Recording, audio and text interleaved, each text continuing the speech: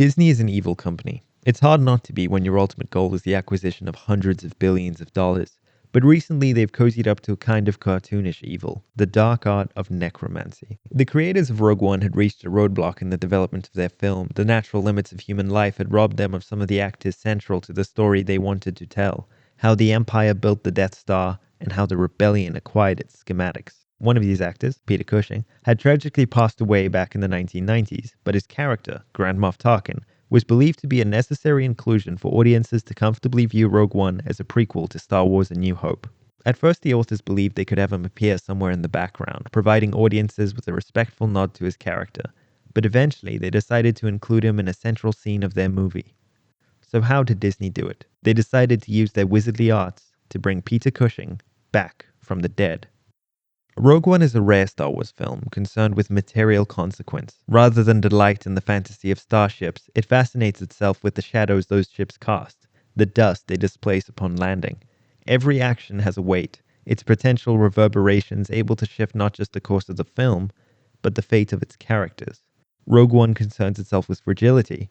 Every ship is ready to fall apart. Every tree is primed to collapse. The earth itself is willing to burst forth. And of course, its characters are born to die. A cynical viewer might opine, in a nasally voice much like my own, that this is a mere side effect of advancing technology, a corporate showcase meant to impress the special effects nerds down the corridor.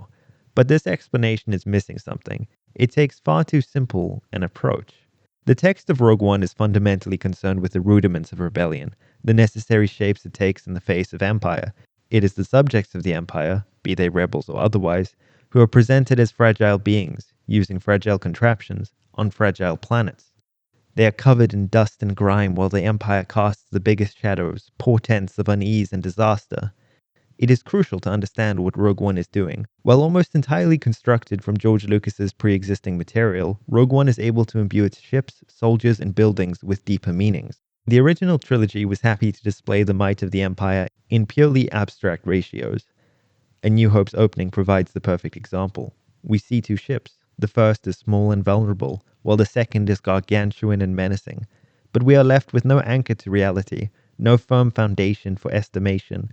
The two ships can only be compared in size to one another. This allows the viewer to arrive at one of two conclusions. The first being a resumption of disbelief that these are only two toy models, which has little bearing on the film's meaning and is therefore mostly forgivable. The second is a nihilistic realization of infinity. While the vulnerable ship is dwarfed in size and power by the larger, menacing ship, that ship is itself dwarfed by vast, unending space. This reading minimizes the threat of empire by placing it in a contextless void where the slaughter of a few trillion beings would be no more than a drop lost in an ocean. Rather than disengaging from the film, the viewer disengages from reality. Rogue One instead deploys the shape of the Star Destroyer in a context that is immediately understood. It hangs above a city, its shadow and fascist perfection perpetually haunting the residents. It is imposing in a way we viscerally understand. Rogue One isn't a film about the raw power of the Empire, a theme endlessly explored in A New Hope. It rather explores the far more subtle and important theme of projected power. With their Star Destroyers and Death Stars, the Empire is able to produce the signs of authority, but the film is willing to grant that this may not be as it seems. The rebels, even though they are a dysfunctional, ill-equipped mismatch of regular beings in contrast to the Empire with the antiseptic cleanliness of their uniforms and nauseatingly perfect decor, are able to undermine this image and use the Empire's unwieldy might against them. It is through these details that Rogue One speaks volumes. Yet, while its world is so material, its plot is completely ephemeral. Here we must take Cassian Andor's aphorism as instructive. Rebellions are built on hope, and so are these plot points. The story is a simple progression through multiple environments, each one as compelling and well-conceived as tapestries. Jeddah with its dusty streets, Edu with its weeping craggy geology, Scarif with its golden sands. But if you will allow me to lengthen the metaphor, while these tapestries are themselves beautiful, the narrative that binds them is a bare thread. The film leans too hard on hyperspace, with the most important of the film's decisions being made in cramped liminal environments. As the movie progresses, the material world becomes less and less important to the film's core, culminating in a plot to find digital plans whose existence is founded on a memory of a message relayed through a transparent hologram. This abstractification follows us to the very end of the film, where the climax relies on a wireless transfer of said plans. The film has disengaged itself from the material world, allowing phantoms of our dead to drift in and out of its scenes. But this is no accident. The dead arrived, just as Disney wished. To understand the spell that was cast, we need to break it down into its three components. 1. The ritual, the methods and operations Disney employed to set their magic in motion. 2. The sacrifice, what Disney paid to ensure the success of their spell. And 3. The haunting, the ultimate result of Disney's necromancy.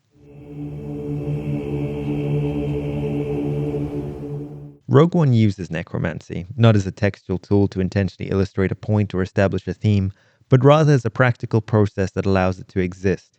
If the authors of Rogue One had desired the appearance of Grand Moff Tarkin and Leia Organa as characters, they could have easily recast them. Instead, they chose the path of pseudo-necromancy as corporate stunt and fan subordination. This practice is nothing new to entities like Disney, who pride themselves on their ability to endlessly regurgitate concepts and tales, while masking the scent of decay with a frankincense that sometimes even fools us into enjoying the process, clapping and laughing on cue. The films that Disney creates have an uncanny quality to them. It's easy for us to feel as though we've seen them before, even on a first encounter. Disney seems intent on distracting us from these unsettling observations through the use of self-reference, humor, and near ballistic budgets. We don't even need to leave the galaxy that existed long ago and far away to prove this point. The Force Awakens is a warmed-over, modernized take on the first Star Wars film. The extent of its originality is limited to an inversion of the original text. Yes, it is a story about an unlikely hero stuck on a desert planet who uses the Millennium Falcon to escape and fight space fascists who have a planet-destroying weapon. But the space fascists aren't in control anymore. They are the insurgents. We can now applaud Disney for their creative genius. Almost every component of the sequel trilogy is reanimated or repeated from the original Star Wars films, unable to carry the same significance for the average viewer as their senses have been numbed. Fans value the symbols of Star Wars, ready to cheer and squeal at the appearance of an old character like Lando Calrissian or a treasured object like Anakin's lightsaber, but the initial shot of dopamine is dependent on a promise offered by the context. Star Wars is now so commodified that the signs of its existence are like the Force. They surround us, binding everything together from children's pajamas to theme parks to t-shirts and political endeavors. You don't just want to see the Millennium Falcon. If you did, you could go stare at some kid's t-shirt. But don't do that, it's creepy, and I know you already got a Lego version on your shelf. What the Star Wars fan really hopes to see is these components being used through the medium of cinema in new and astonishing ways. Disney, more often than not, chooses to ignore this possibility. Instead of bringing the franchise to life, they summon it back from the grave. This practice of film creation is ritualistic and synchronizes with our understanding of how historic necromancers read and crafted their texts. As noted by history professor Frank Klaassen in his article on the subject, medieval necromantic texts, when compared side by side, display a vast amount of textual variance. In the discipline of textual study, this indicates that changes, accidental or intentional, were made as the work was copied over a long period of time, prompting academics to closely study the varied text in a way that allows them to work back toward what they like to call the initial text. This process reveals much about how the beliefs and cultures surrounding the text changed over time, and can provide us with fascinating insights into the contrasted beliefs between the original author and the subsequent authors of the changes. That is, if we can prove they were intentional. Rather than launch into an academic expedition along these lines, Klaassen proposes something far more interesting.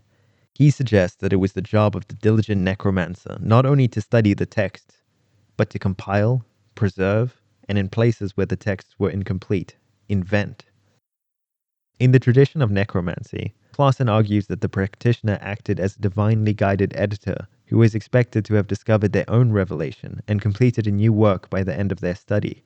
To achieve this, they took an approach where they would mix and match spells and operations from all the magical sources they had access to. Magical books in the medieval period were rather hard to acquire, as they had the mysterious misfortune of bursting into flames whenever they came into contact with a particularly zealous and chaste priest. I actually have to employ those qualifiers because many necromancers had some form of clerical background, as studying these texts required a working knowledge of Latin, at least in the early medieval period. The practitioner would then use these works and other sources to create new books. Yet composing new spells was less of an inventive procedure than you might believe. Practitioners often had to pull from the traditions that surrounded them. In the early medieval period, this meant the addition of clerical liturgical formulas, and in later periods, folk belief was employed to craft their spells. Disney operates along similar lines. While being innovators in the technical art of animation, they have not contributed much to culture that did not already exist. This is why Mickey Mouse, or at least his essential components, have become the symbol of the Disney Corporation. He is one of their only original characters to have made a substantial cultural impact.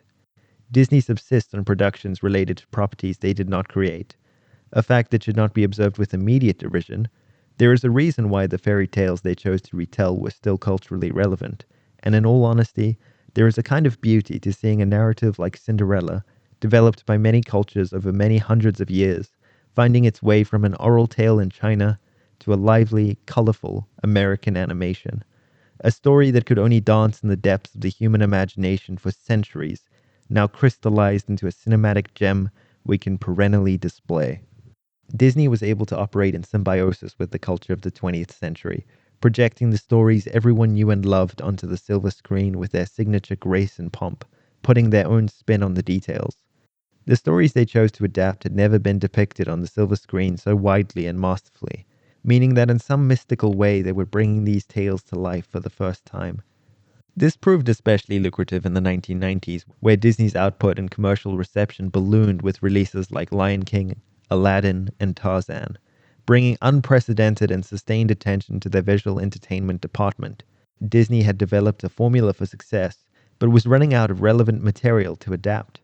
Before the 1990s, Disney had only made 3 total acquisitions, and all of these were made by Disney Parks. In the 1990s, they made 5 acquisitions. In the 2000s, this number multiplied to 13. Still, they were not done, shilling out over $4 billion for Lucasfilm, the parent company of Star Wars, in 2012. Now Disney was equipped with both the magic formula and near-endless material, positioning themselves perfectly to make the near-endless content that dominates our culture. Rather than the lovable symbiotic purveyor of cultural treasures who could bring your favorite tales to life, Disney has become the culture of the 21st century, meaning they have nothing to feed off but themselves, and nothing to bring alive but their old works that have died. The role of a Disney screenwriter has morphed into that of the medieval necromancer. They sit alone, perusing all the old texts in an effort to reproduce a new text with its own piece of magic. They are instructed to view each of them as incomplete, finding gaps where more information can be added in the forms of prequels and sequels. Their production line is a near infinite conveyor belt of old material, new material, and meta-references acting much like the liturgical frameworks of necromancers past. Through this ritual, they are required to have produced a new text and coaxed out a new magic. Rogue One is directly born of the pseudo-necromantic tradition. It exists to elaborate on another text, that is, Star Wars A New Hope. Rogue One is used to correct what some have viewed as a mistake inherent to the text of Star Wars A New Hope, explaining how the Empire managed to overlook a critical flaw in their grand design for the Death Star, whose creation took near on 3 decades. It is also, like all necromantic texts, a product of multiple authors. The idea for Rogue One was first conceived by John Knoll, a special effects maestro, further developed by Gary Whitta, composed into a filmable script by Chris Weitz, and morphed by director Gareth Edwards and the rest of the crew during the shoot. It provides in no uncertain terms a field day for the textual critic. Each author has brought their own ideas and frameworks, disagreeing and arguing over details. By following this ritual, it invokes another operation, more central to our current discussion. It becomes the medium through which the dead are allowed to speak. After filming was complete, John Gilroy, the editor of the film, was struggling to bring it together in a meaningful way. So his brother, a screenwriter, was brought on to assess the situation. Tony Gilroy took his duty as divinely guided editor very seriously. He looked through the incomplete manuscript and found the true story of Rogue One. He declared that the film was about sacrifice. Contrary to popular belief, historic necromancers rarely had need of a sacrifice to ensure the ritual's success. However, for reasons that may yet become apparent, Disney felt that a sacrifice was indeed necessary on this occasion. Rewatching Rogue One, a movie I thought of as an absolute masterpiece upon its release. Give me some credit, I was a little 14-year-old boy. I was struck by the precariousness that permeates every frame of the production. This feeling, which is perfectly exemplified by the behind-the-scenes photos of Alan Tudyk balancing on stilts, arises no doubt from its premise. Rogue One is a monumental restructuring of the most holy of Star Wars canon, the original trilogy. It burdens itself with providing context to the very first scene of A New Hope. Its success or failure had the potential to sour the taste of the originals with Disney's misunderstanding of the Star Wars fandom. The authors of this film understood this and shared the burden among the central characters of their film, providing them with equally high stakes. The central story follows the life of Jyn Erso. She was born in the Imperial Corps. Her father was a scientist of great importance, but at some time in her early life, her father rejected the Imperial ideal and fled to a simple world where he could provide for his family as a farmer. It is here that the film begins. The Empire, in the form of one director Krennic, has tracked down Jyn's father, Galen. However, the Ersos are prepared for this, and use their connections with the Resistance to ensure that Jyn escapes. While she succeeds in escaping, she loses her mother in the process, and her father is taken to work on the Death Star, that space station with the capability to destroy an entire planet. Jyn is taken in by Star Wars' own Che Guevara, where she is raised until she runs away. When we meet her again, she has grown into a woman who is disillusioned with the Resistance and harbors a deep hatred of the Empire, stuck in an Imperial prison. The practical reason the film chooses to center on Jyn is because her father has brought a message to Saw by way of an Imperial deserter regarding the Death Star. The rebellion wants to know what this message says, but has let their relationship with Saw sour. To get around this, they need Jyn to talk to Saw and find out what he knows. So they break her out of prison, make contact with Saw, and watch the Death Star do its first test run. It is during this sequence that we meet the most important characters in the film. Cassian Andor, a Resistance captain, K2SO, a reprogrammed Imperial droid who is now a tool of the Resistance, and Bodhi Rook, the previously mentioned Imperial defector. You also meet two other characters, but their overall importance is minimal, so I'll give them proportionally minimal attention. These characters find themselves by a set of dizzyingly paced plot elements with the opportunity to obtain the plans for the Death Star, into which Galen Erso has worked a critical flaw. They take this opportunity even without the official backing of the Resistance. For the most part, Rogue One avoided the disastrous fate of the sequel trilogy by giving life to these often beautiful and interesting characters and permitting us to ponder the ethics of rebellion and the toll that Empire poses without Resistance. I definitely enjoyed rewatching it, but not as much as I expected. The plot leaps haphazardly from one interesting yet underdeveloped event to the next, with only threadbare strands connecting these places emotionally and motivationally. It is as if the film itself is an act of rebellion, scrappy and passionate, struggling under the weight of a megacorporation's lurid expectations. The text of Rogue One has sacrificed its central idea, and the cost one must pay to fight what is assumed to be the good fight.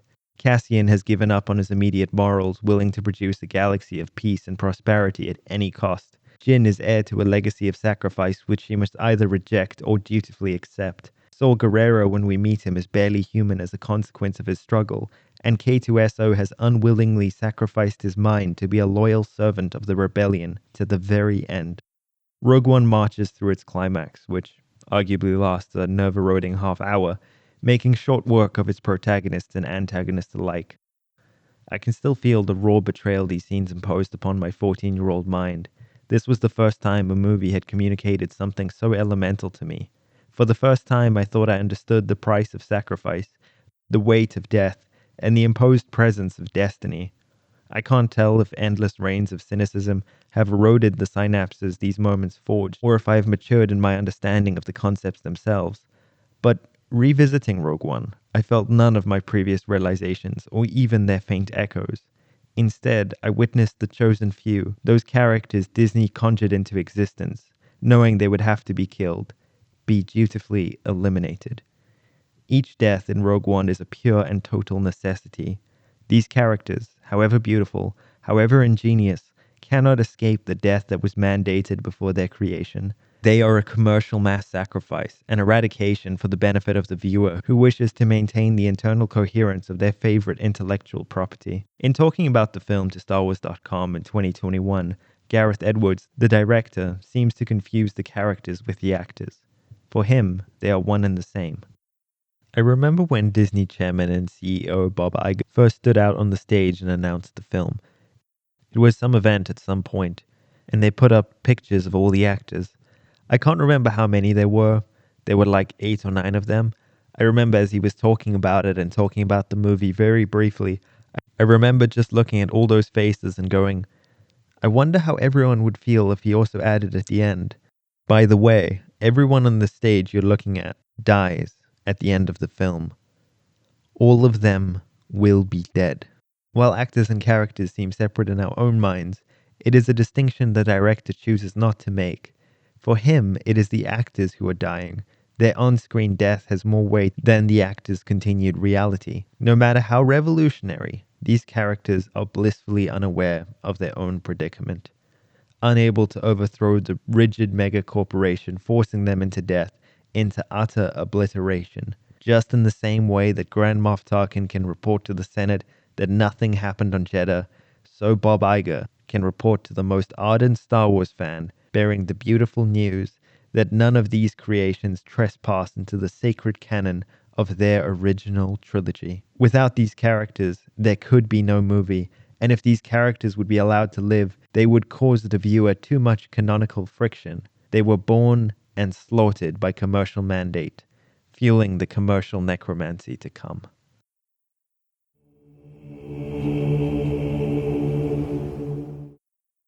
Here we must begin with the mechanics of necromancy, as an ancient practice of Judeo-Christian origins. Modern conceptions, twisted through various forms of media, may have convinced us that the art of necromancy necessitates rituals that raise the bodies of the dead, creating some form of undead, zombie-like creature.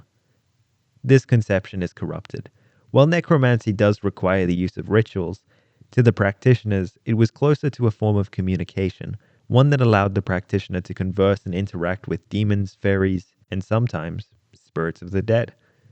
The dead themselves are summoned to give some form of divination or commentary on the future. What Dorota Sajewska finds most important is the visibility of the dead, who usually appear through a medium, a kind of shaman, who sheds his or her own identity for the duration of the practice in order to become one with the dead person being called forth.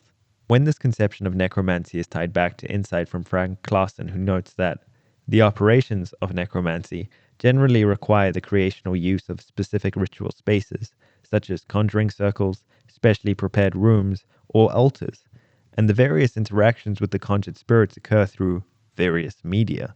We can see that there is an eerie similarity to how Disney summoned the spirits of Peter Cushing and Carrie Fisher. The dead themselves became visible, appearing to us through mediums, actors like Guy Henry, who shed their own identity, becoming one with the dead through the use of a specially prepared room.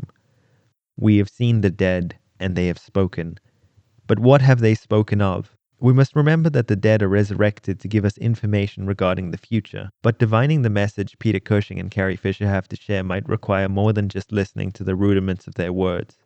These words that have arrived at our screen have themselves been screened by a multi-billion-dollar corporation, unconcerned with truth. We have no way of knowing if the spirits of the dead screamed in pain upon arrival, or chastised their summoners for the immorality of their act, as the awakened dead are wont to do. Instead, we are presented with scenes of Peter Cushing following a carefully crafted script that sounds suspiciously similar to what a Disney executive might spout. Grand Moff Tarkin, in conversation with director Krennic, the project manager of the Death Star, delivers lines like, "No further delay. I suggest we solve our problems simultaneously," and "Your work exceeds all expectations." After spewing his vulgar corpo speak, Tarkin proceeds to do what Disney does best. He launches into a hostile takeover of the Death Star that my boy Krennic worked so hard to build. Carrie Fisher, in contrast, is only permitted one word, hope, and a prolonged gaze directly into the lens of the camera, presumably at the future. Even when innovating technical and magical feats such as these, it seems Disney cannot escape the image they have imposed on themselves. They are a giant crumpling inward whose collapse is creating the reverberations we interpret as entertainment. We then must not expect Disney's dead to have anything new to reveal to us. All they can do is replicate. To this end, Cushing and Fisher do a fantastic job replicating the voice of this mega corporation. For what is more Disney than hostile takeovers and corporate speak, punctuated by a last-minute attempt at a heartwarming theme like hope? that gets unceremoniously tacked on at the end. Turning our eyes away from the practical aspects of Disney's magic, we must now gaze in horror at what has occurred. Two human beings, finally released from this world, have been pulled back to fulfill contractual agreements for the strict purpose of wealth generation. But surely this isn't so bad? Disney and other companies already use methods similar to necromancy to bring items and franchises back from the dead, feeding off nostalgia and sacrificing our chance at development and innovation to produce the things we want. Isn't this just one more step down that path? If that is the case, it is a step that has compromised our balance at the edge of a cliff. The dead, for as long as we can remember, have been sacred to the humans who knew them. Now they have become fair game for mega corporations who wish to take their image and reshape it, cleaving off the parts they don't like and forging words their mouths would never have formed. The dead are now owned. They are property, and these grave robbers are not dutifully detested, rather we marvel at them. Should there not be a difference between reanimating concepts and humans? Concepts are by their very nature abstract, capable of contorting while maintaining acceptable levels of internal consistency. We have communally agreed that concepts like cars can be stripped of weak and overworked parts and replaced with more appropriate pieces. Concepts have become products, whether we are happy to admit it or not. But should we allow this same fate to be passed on to the human being? Should we view Dr. Victor Frankenstein with the same level of normalcy that we view the local classic car collector? They serve the same function, collecting and revitalizing things that have expired. Should we not call out mega corporations like Disney? For what other options do we have when they dare transgress the dead for their profit? They may own our lives now, but we should not let them rob us of the peace and dignity of death. Gaze upon these faces, the first to pass into the unknowable void of death and return as products, ready to fulfill the commercial whims of their summoners. Hey, you did it. You made it to the end of the video. I would just like to say thank you for watching, for listening to my voice say interesting things. If you like the video, I'd appreciate it if you like, comment, subscribe, all those YouTube things. And I mean, if you enjoyed my style, I got a few projects coming up that cover such diverse and interesting topics like Mr. Beastification, Bigfoot, and the Cause movie. I mean, if any of that sounds of interest to you, if you want to hear like the 250th essayist give their opinion on the Cause movie, subscribe. There's no reason not to subscribe unless you don't enjoy this stuff whatsoever. Then I just have one question for you. Why are you here at the end of my video?